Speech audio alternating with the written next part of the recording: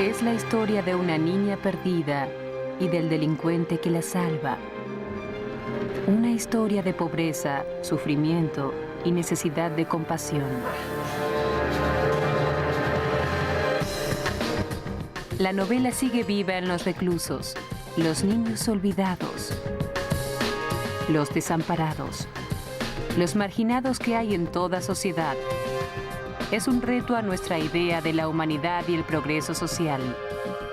El libro es la obra maestra de Víctor Hugo.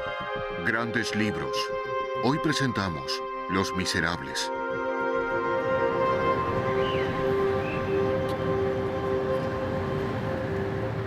Muchos escritores plasmaron la gloria de París. El escritor francés Víctor Hugo inmortalizó el submundo. En las cloacas, en medio de los desechos de la sociedad, el héroe de Los Miserables libra la última batalla entre el bien y el mal que tiene lugar en su propio interior. El telón de fondo de la novela es la violencia de la Francia del siglo XIX en las décadas posteriores a la Revolución Francesa. Hugo presenció el baño de sangre que precedió al nuevo orden social y pensó que cada batalla acercaba más a Francia a la democracia. En Los Miserables, sin embargo, Hugo propone una revolución diferente. Pide compasión para los oprimidos, los pobres, los miserables. El héroe de la novela, un joven pobre llamado Jean Valjean, trata de mantener a los hijos de su hermana.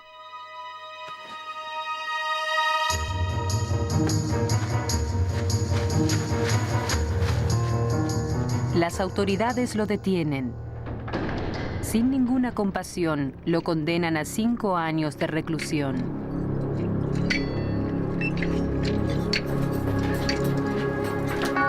La amargura acabaría con su buen carácter. Varios intentos de fuga agregarían años a su condena.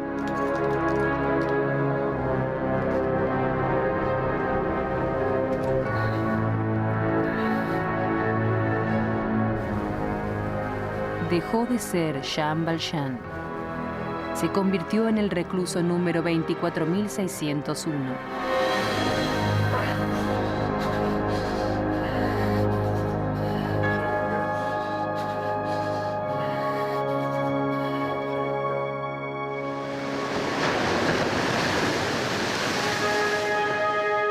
Víctor Hugo escribió Los Miserables durante su exilio en la isla de Guernsey, en el Canal de la Mancha.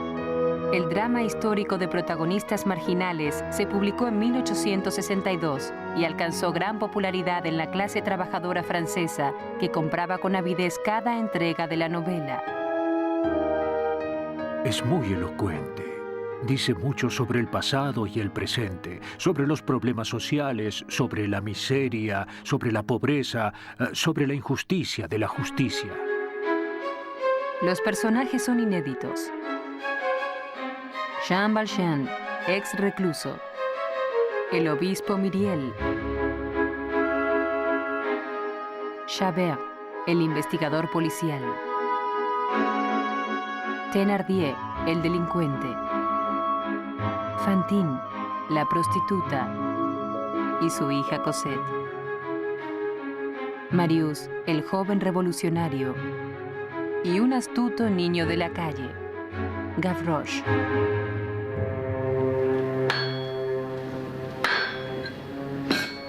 Tras 19 largos años, Jean Valjean recupera la libertad. En todos esos años no derramó una sola lágrima. Ahora es un hombre peligroso. El documento amarillo que Valjean debe presentar a los funcionarios locales establece que se trata de un ex recluso peligroso. Se le niega trabajo y alojamiento en todas partes. La desesperación o el destino lo llevan a la casa del obispo Myriel. My name is Jean Valjean. I've done 19 years in the galleys. They let me out 4 days ago.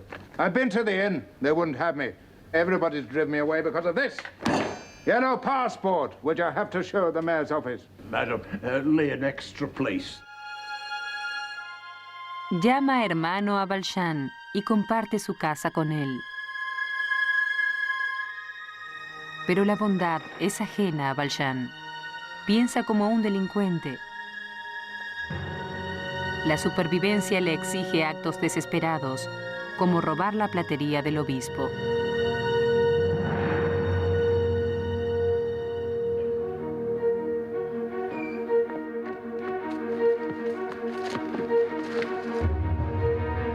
Valjean parece destinado a volver a la cárcel.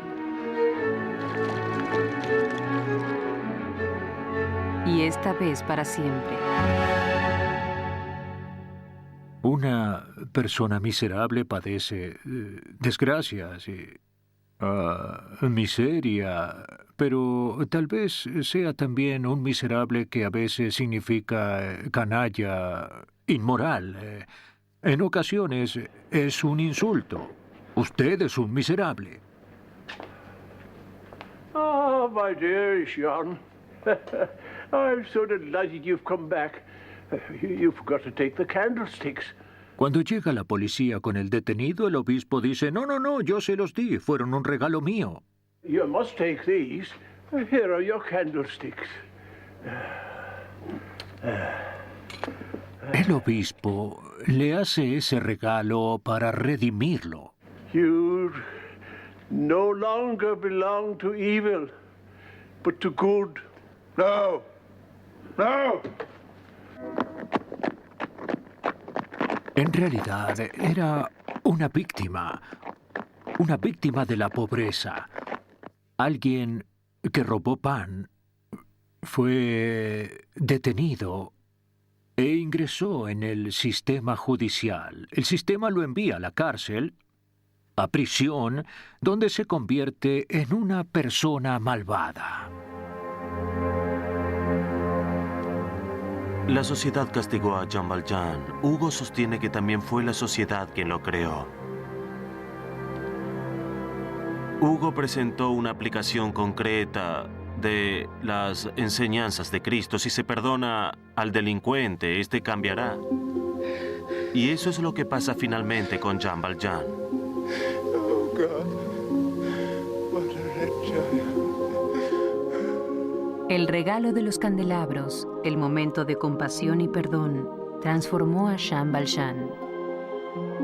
Y Jean Valjean no lo comprende de inmediato. Su mente no entiende qué pasó.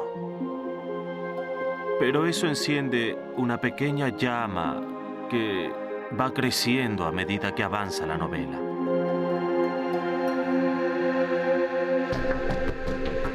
Las largas condenas que los reclusos debían cumplir en prisiones horrendas le inspiraron a Hugo Los Miserables. Las ideas reformistas alguna vez gozaron de popularidad en los Estados Unidos, pero decayeron en las últimas décadas. En la actualidad, casi 2 millones de personas viven tras las rejas en los Estados Unidos. Las penas mínimas son muy prolongadas y resultan devastadoras, sobre todo para quienes van a la cárcel por primera vez, como Anthony Papa. Una noche estaba sentado en mi celda. Miré el espejo y vi a este hombre. Y supe que este individuo iba a pasar los mejores años de su vida encerrado. Entonces tomé una tela y un espejo y pinté este autorretrato.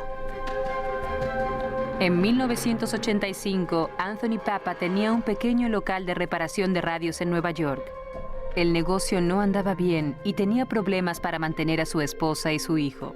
Al principio dije que no, porque sabía de qué se trataba. Sabía que el sujeto vendía drogas. Y pasaron 2 meses y se acercaba la Navidad.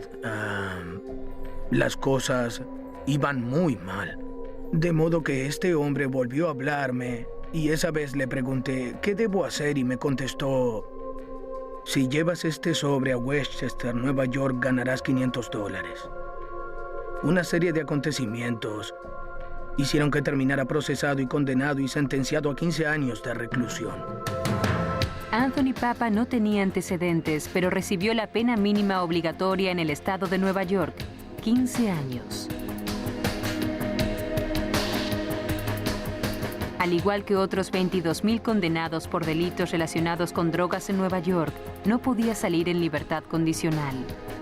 Sé que muchos de los hombres y mujeres que están en prisión cometieron errores y merecen tener la oportunidad de reintegrarse a la sociedad, pero no pueden salir debido a ese sistema de la pena mínima. Anthony pasó 12 años en prisión antes de que el gobernador le concediera un indulto.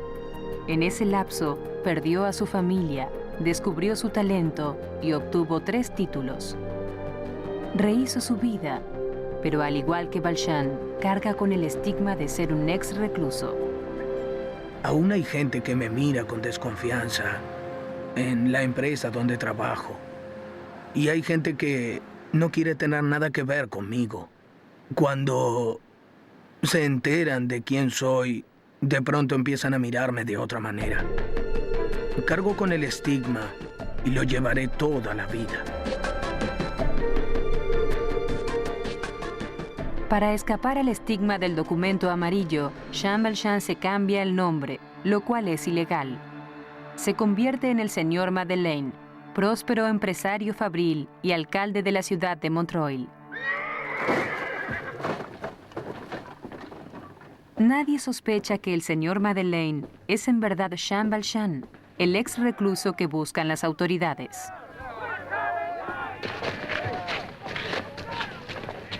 Un acto de bondad traiciona su verdadera identidad. Tiene lugar un accidente.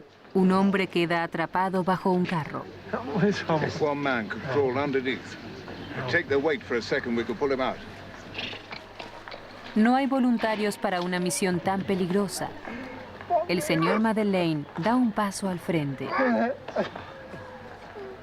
El inspector de policía Chabert acaba de llegar y observa. Recuerda la asombrosa fuerza que tenía un hombre a quien había visto en prisión y que ahora buscaba. Se llamaba Jean Valjean. Chabert está seguro de que el señor Madeleine es Valjean, pero necesita pruebas.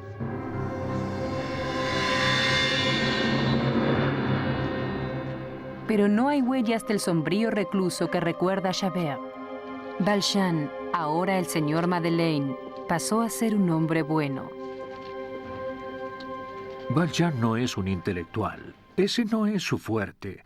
Su fuerte es una suerte de imperativo moral, ético, que es más poderoso que la razón, más fuerte que el intelecto, y que para Hugo es crucial. Si bien Hugo era un escritor muy exitoso, también él era un marginado. Durante casi 20 años tuvo que vivir en el exilio en las islas del Canal de la Mancha por haber criticado abiertamente el régimen de Luis Napoleón en 1851. De pronto muchas de las contradicciones de su pasado y sus ideas políticas se resolvieron. La situación era muy clara, el gobierno de Francia era ilegítimo, estaba del lado del mal, y él, Víctor Hugo, estaba ahora del lado del bien.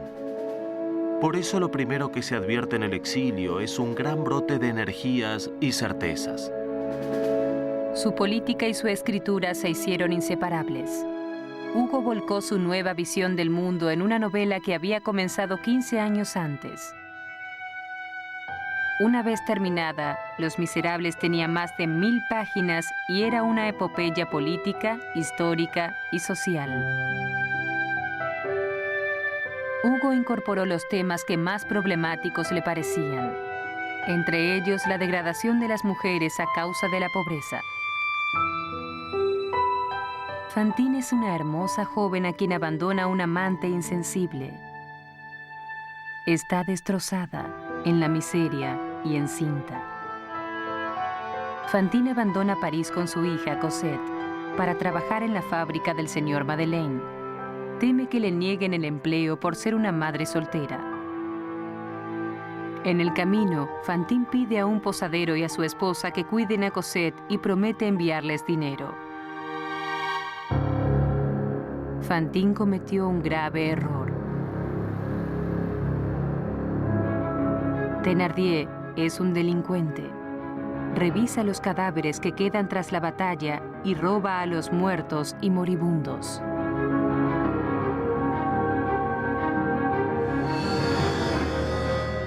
Thénardier también consigue dinero de los vivos, en su carácter de posadero y brutal tutor de Cosette.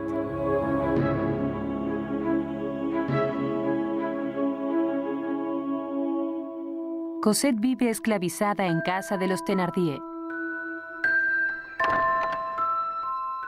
La pareja escribe una y otra vez a Fantine y le exige más dinero que usan para sí. Cuando se descubre el secreto de Fantine, esta pierde su empleo en la fábrica del señor Madeleine. En un instante, queda en la calle.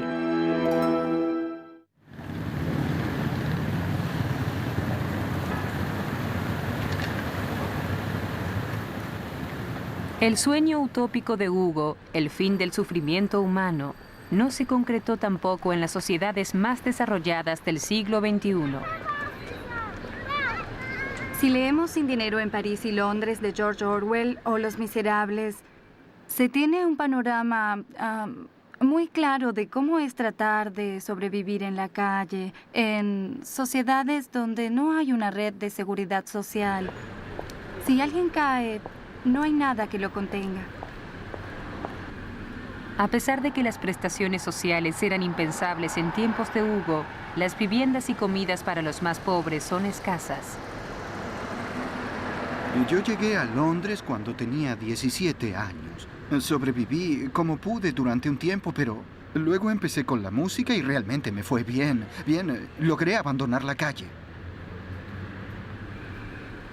Pero cuando Martin perdió su empleo, otra vez se vio sin hogar, obligado a depender de la caridad de personas que a menudo lo despreciaban. Bien, ya sé lo que piensan. Nos miran como si fuéramos lo peor, lo más bajo y... Bien, yo creo que en buena medida es porque tienen miedo, porque no quieren terminar así. Pero la verdad es que le ocurre a muchos.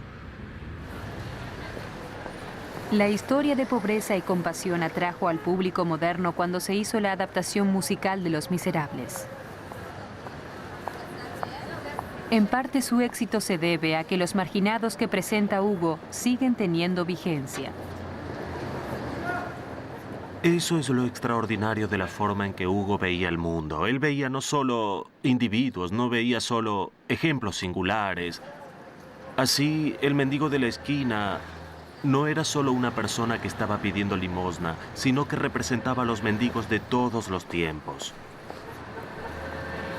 No son necesariamente representantes de tipos sociales, ya que eso los ataría a un período histórico en particular y a una sociedad determinada. Tienen una resonancia mucho más amplia, una mayor importancia simbólica. El principal mensaje de la novela no es de oposición al dinero ni a la propiedad. Es una denuncia sobre la falta de sensibilidad, la ausencia de compasión, y no de un individuo, sino de la conciencia colectiva. Yo nunca pensé que volvería. Sobre todo cuando había escapado de eso siendo más joven y llegado a cierta posición. Nunca imaginé que volvería, no. Pero todo pasó muy rápido. A menudo la pobreza se acelera y entra en una suerte de espiral descendente. They want 40 francs. 2 Napoleons. Are they mad? Where do they think I'm going to get them? Fantine vende todo hasta su cabello para satisfacer las exigencias de los Thénardier. La triste existencia de Cosette con los Thénardier continúa. Nunca sonríe. Cosette tiembla a causa del frío y del odio de la señora Thénardier.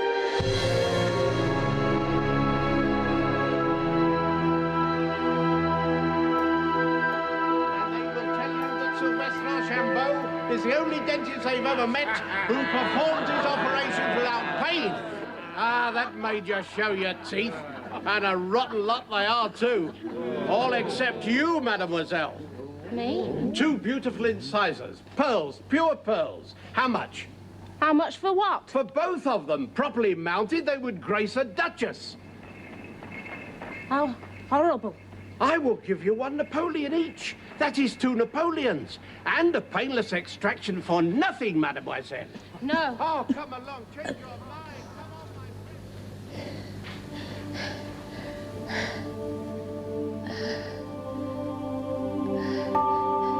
Solo una cosa le faltaba. Cuando tenía 16 o 17 años, me prostituí durante un año. Vi que otras chicas lo hacían y era dinero fácil. Empecé a hacerlo y lo dejé cuando me pegaron. Fue horrible porque una conoce sujetos que son muy pervertidos.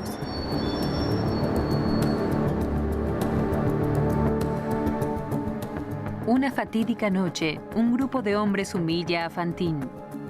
Se burlan de ella y le lanzan nieve. Javert la detiene por reaccionar. La condenan a 6 meses de prisión.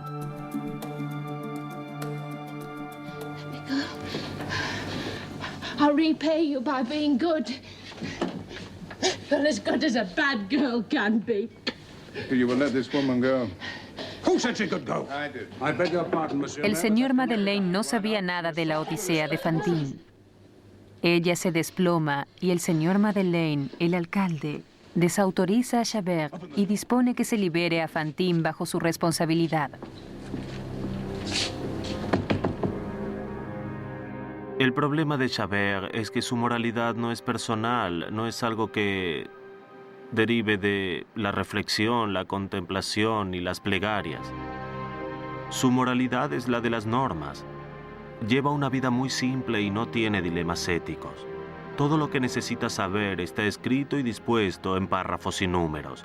Siempre resulta tentador considerarlo un villano, pero no lo es. En cierto sentido, él es el personaje más virtuoso de la novela. Poco después de la detención de Fantine, Javert sorprende al señor Madeleine al confesarle que cometió un grave error en otro asunto. Javert había informado sobre sus sospechas de que el señor Madeleine era en verdad el fugitivo Jean Valjean. I wrote and informed the authorities. What did they say?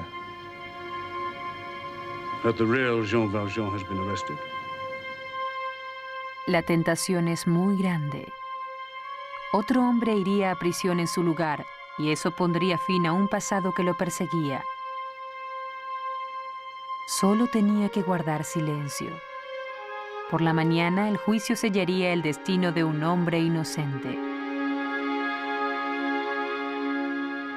El capítulo sobre el dilema es increíble.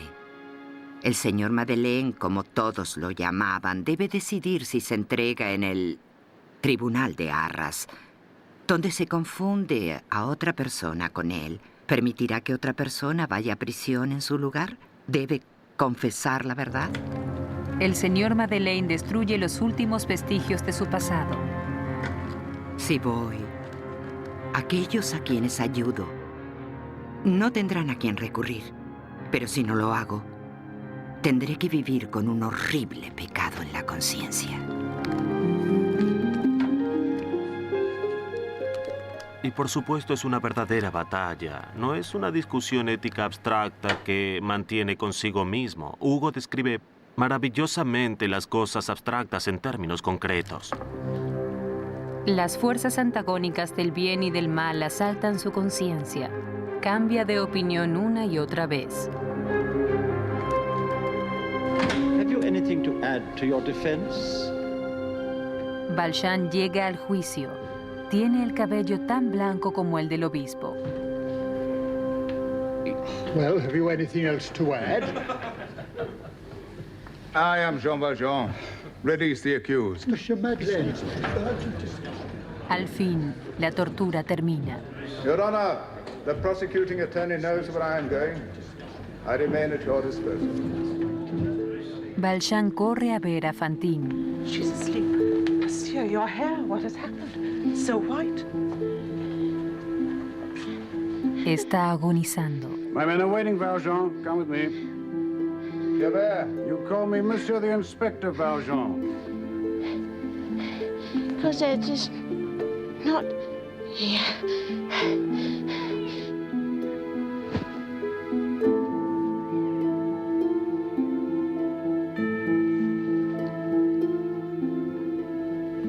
I swear my life for Cosette. All that I have for Cosette. I swear.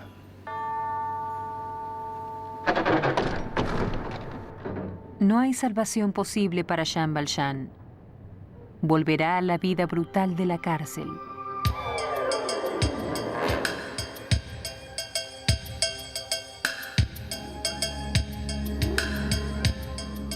La prisión es una sociedad aparte y a menudo violenta.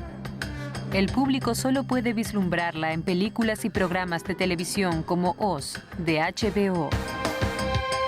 En este país pasamos por ciclos respecto de las cárceles y lo que significan. Redención, retribución.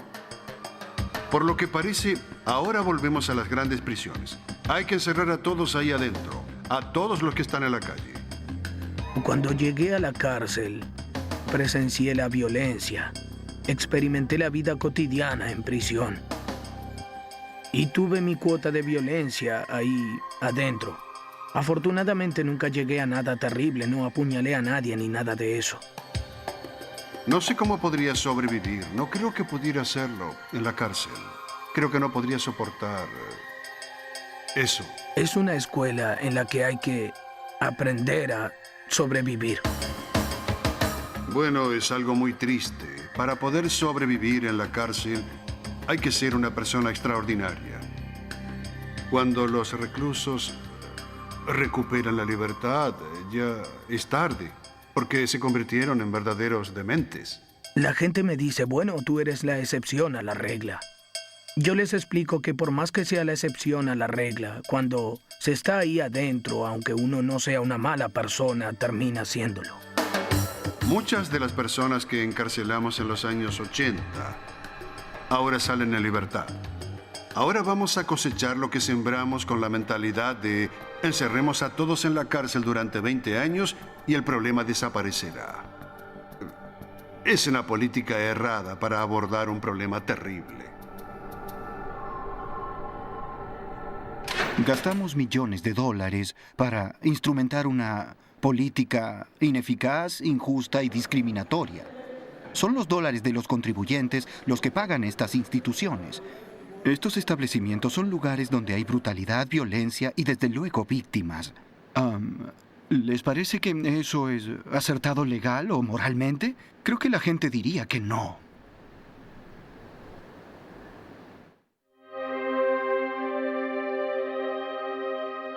Tres meses después, Jean Valjean escapa de prisión. Recupera el dinero que había ocultado antes de entregarse. En vísperas de Navidad, Valjean se dirige a la posada de Thénardier a rescatar a Cosette. Name your price, monsieur. Monsieur, one does not give a child into the hands of a stranger. When I take Cosette, I take her. You will not know my name, where I go to, where I come from. You will never see me or Cosette again. Do you agree to that? Come on, answer me, yes or no? Monsieur, I must have 1,500 francs. Valjean se dirige a las callejuelas de París, donde puede ocultarse con Cosette.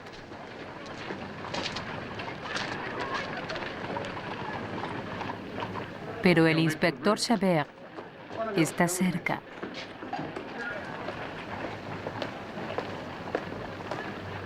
Si bien Valjean y Cosette se trasladan permanentemente para evitar a Javert, están contentos, dedicados el uno al otro como padre e hija. Valjean le oculta la verdad sobre su vida. No quiere que nada afecte su vida idílica. Y también está la tentación, claro, de ocultarla del mundo, de protegerla del mundo, pero también de algo a lo que una mujer joven tiene derecho, a su propia felicidad, su propia vida, su independencia, encontrar un marido. A pesar de los intentos de Valjean de aislar a Cosette, ella conoce a un joven revolucionario y se enamora. Cosette y Marius se encuentran secretamente por las noches. Su amor concretará el peor miedo de Valjean, el de perder a Cosette.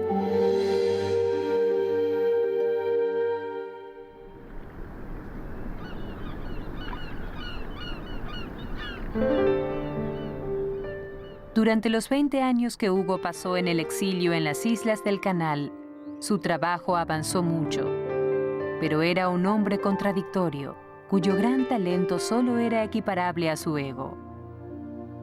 En Guernsey, la amante de Hugo, Juliette Drouet, vivía en una casa cerca de la de él, mientras que Hugo y su familia vivían en la casa Hauteville, que reflejaba su riqueza y su genio creativo. En la parte superior de la casa está la habitación vidriada que hacía las veces de estudio de Hugo. Tenía una vista magnífica del Canal de la Mancha y veía la costa francesa a la distancia. El océano era una fuerza sobrenatural en la vida de Hugo. El mar le hablaba de una serie de temas y hacía que se despertara por las noches y se sentara a escribir. Creía firmemente en el misterio del más allá. Era indudable y también creía en Dios. Era un hombre muy religioso, pero en un sentido que el creyente común no entendería. Conversaba con el océano, con seres abstractos, con gente de otros planetas. Durante un tiempo, Hugo también conversó con el mundo espiritual de los muertos. Uno de los primeros espíritus con los que habló le dijo que era el espíritu de su hija muerta, Leopoldine. A medida que avanzaron las sesiones, la lista de espíritus se hizo impresionante. Estaban Alejandro Magno, Jesucristo, Juana de Arco, bien, todos. Hugo parecía ser de una credulidad sin límites y dicen que creía que Shakespeare le había dicho: eres el más grande escritor viviente, yo debería haber escrito mis obras en francés. Jean Cocteau, un escritor del siglo XX, dijo una vez algo que es al mismo tiempo una descalificación y un gran halago. Dijo: Víctor Hugo es un loco que cree que es Víctor Hugo. Bien, si estaba loco, tenía un asombroso control sobre su locura. No creo que Hugo encaje en ningún patrón de normalidad, no lo creo. A instancias de los espíritus que le dijeron: termine Los Miserables, oh gran hombre, Hugo fue atando los cabos sueltos de la novela y condujo toda la acción al París que vivía en su memoria. París seguía siendo el hogar de Hugo, la ciudad que quería, que echaba de menos y sobre la que escribía. Era una gran ciudad, era una de las pocas ciudades verdaderamente grandes del mundo. De modo que era un lugar ideal para ocultar personajes y crear misterio.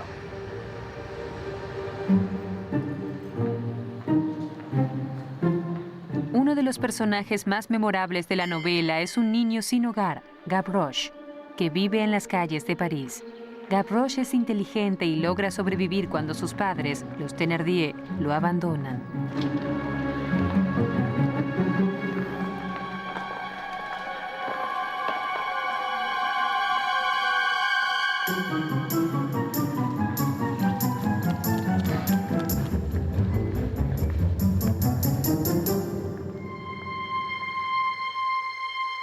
La tragedia continúa en nuestro propio siglo, pero sin el toque romántico de la vida del niño de la calle de París. Los niños de la calle de hoy son mayores, pero no menos vulnerables. Son adultos jóvenes sin hogar, muy grandes para un hogar adoptivo, pero demasiado jóvenes para acceder a asistencia social. Siempre rechazo cualquier tipo de romanticismo sobre la vida en la calle. Creo que en ocasiones se encuentra un niño brillante e ingenioso que usa su inteligencia para arreglársela solo. Pero en los centros urbanos la vida en la calle es peligrosa. Es una vida con muchos elementos negativos. Viven situaciones desesperadas en su intento de acceder a una vida mejor y como Christopher Lord, la mayor parte no está preparada para tantas penurias. Yo creía que me iba a ser más fácil conseguir empleo, que podría ahorrar y volver a la universidad, pero las cosas no salieron bien. Dormir en la calle puede ser una verdadera pesadilla. Cuando hay gente dando vueltas, entonces uno no quiere dormirse por miedo a que puedan atacarlo. Esas cosas pasan. Y nadie quiere caer aún más bajo. Lo peor es que uno está solo y eso se siente aquí. Uno se siente muy solo y uno no tiene un hogar al que volver. Si bien a Gavroche le preocupan el hambre y la creciente violencia en las calles de París, cuida a los más pequeños de los miserables. Los niños confían en él, pero pronto volverán a estar solos.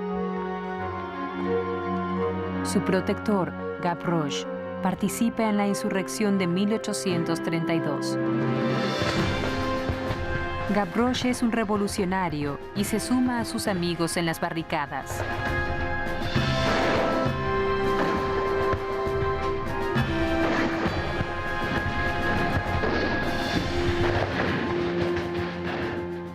Los insurgentes necesitan municiones.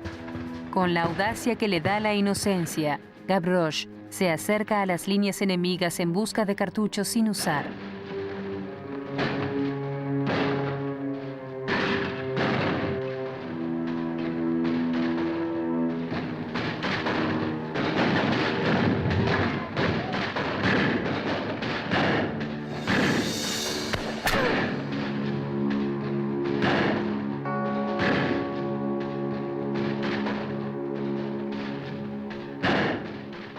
Gavroche es uno de los primeros que muere cuando las tropas francesas sofocan brutalmente la revuelta.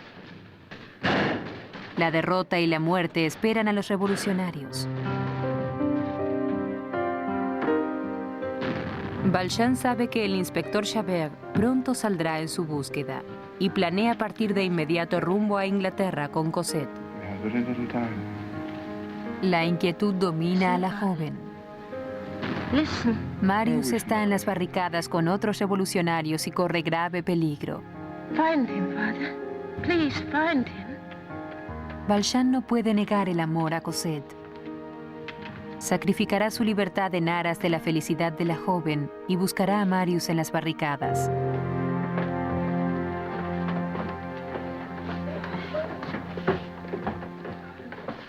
Antes de detener a Valjean, el inspector tiene que dirigirse a las barricadas para infiltrarse en el grupo de revolucionarios. The big man, he is a policeman, citizen. He is a spy. Who are you? He's a flick. My backside has known his boot. You are a spy. I am an officer of the government. Your name? Javert. You will be shot 10 minutes before the barricades are taken. Apesadumbrado, Valjean llega a las barricadas en busca de Marius y encuentra al prisionero, Javert. I would expect to find your sword here. I ask for the privilege of executing this man. Miss Grant. The dead lie in the alley. Join them.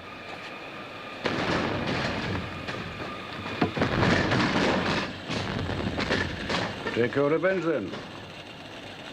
Go, Inspector. You are free. Cuando Valjean toma la decisión de salvarlo, de algún modo subvierte todas sus ideas sobre el bien y el mal. No es posible que un delincuente o alguien que estuvo en prisión, o debería estarlo, no es posible que una persona así sea buena según los cánones de Javert. Así como no pudo matar a Javert, tampoco podía dejar morir a Marius. Valjean encuentra a Marius, que yace herido junto a sus compañeros, y escapa por las alcantarillas. Salva a la persona que él más teme, a la persona que lo apartará de Cosette. Es un silencioso descenso a los infiernos. El hedor es insoportable.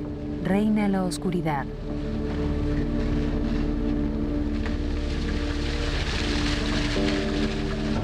Agotado, Valjean lucha por abrirse paso entre los desechos. Con su carga a cuestas, avanza por las cloacas.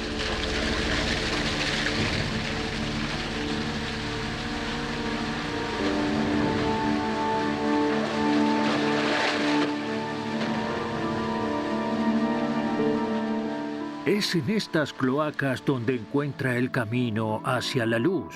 Esa luz, por supuesto, salva a Marius y contribuye también a la salvación de su alma.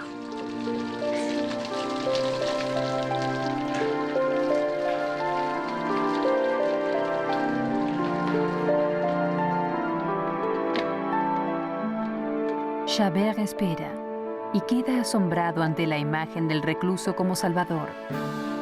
El inspector Javert no puede aceptar que tal vez la salvación pueda venir de abajo. Que tal vez Dios no esté arriba, sino abajo, con la gente común, con los que sufren, con los miserables, con los delincuentes.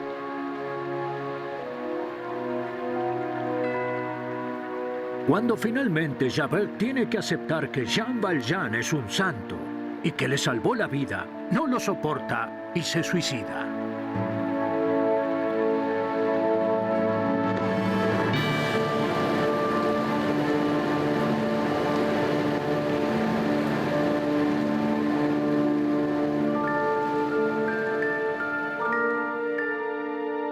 Marius se recupera de sus heridas y se casa con Cosette. Poco después de la boda, Valjean le confiesa a Marius la verdad sobre su vida. I will keep your secret for myself alone. Marius no sabe que Valjean le salvó la vida. Do you think that I ought not to see Cosette again? I think that would be best.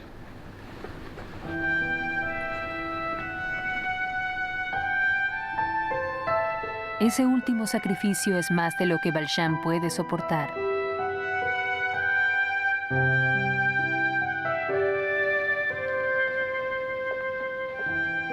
Thénardier, que se sumó al submundo criminal de París, trata de extorsionar a Marius con información sobre su suegro. Lo vi en las cloacas con el cadáver de un hombre al que había robado y asesinado, dice Thénardier. Le muestra la billetera del muerto como prueba, pero la billetera pertenece a Marius, que la había perdido durante la insurrección. Oh my God. Sin saberlo, Thénardier reveló que Valjean le había salvado la vida a Marius.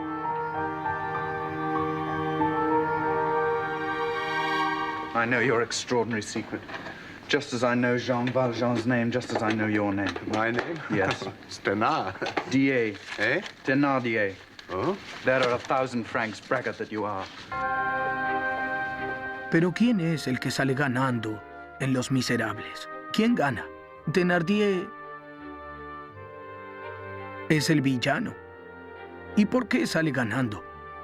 Porque al final consigue sacarle dinero a Marius y trasladarse a los Estados Unidos para iniciar una carrera en el mercado de esclavos. También hay que hacer esa lectura, ya que en el libro hay una fuerte tendencia optimista, pero también se nos advierte sobre otra cosa. El mal no desaparece, se intensifica. This gentleman is here. You have my undying gratitude. I serve France well. France has no need of me. I'll go elsewhere. I'll go to America. What is it? Father, he's ill. Here in Paris. He did not come to see us. He's ill.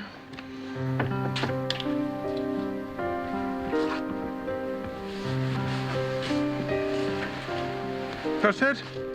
Is it my ship, madame? Is it my Cosette? Oh, my God. Father. And you, monsieur, you forgive me? Oh, Oh, how foolish we are. I thought I would never see her again. To her I bequeath my candlesticks. I do not know whether he who gave them to me is satisfied with me in heaven. I have done what I could.